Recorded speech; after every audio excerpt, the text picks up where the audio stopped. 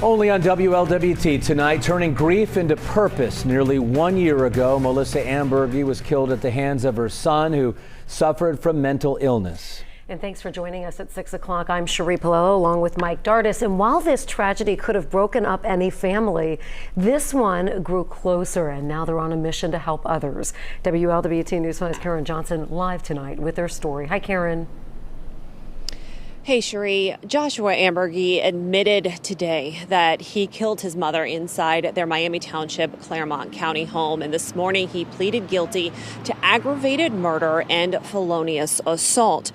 But, since day one, his family, Melissa's family, they say they've always felt like his actions, Joshua's actions, have been the focus of the headlines and stories. Well, today they wanted to share Melissa's story. Children. Melissa Ambergy's life revolved around them. She just wanted to take care of kids. Whether she was on a mission trip, teaching in Lebanon schools, or at home with her own kids and grandkids. She wanted to put her kids up here on a pedestal and her to be in the background and just sit and smile. Through all the heartache Melissa's family has gone through since her murder last year, her daughters, son, husband, and in-laws have found ways to return that smile, especially when sitting around the dinner table together. And to have these moments where we just stop what we're doing and appreciate every single person in front of us. And that was something my mom instilled in all of us, I feel like. Appreciation of the family bond takes on a deeper meaning these days, as what happened last November is still very much on their minds. I don't go through a day with something doesn't trigger what happened. Melissa died at the hands of her oldest son, Joshua, who was diagnosed with a bipolar disorder. Deep down in my heart, I'm trying like hell to forgive him. But I think part of mine is I have to get some remorse in his face before I can forgive him. In the meantime, this family is trying to grow from the tragedy.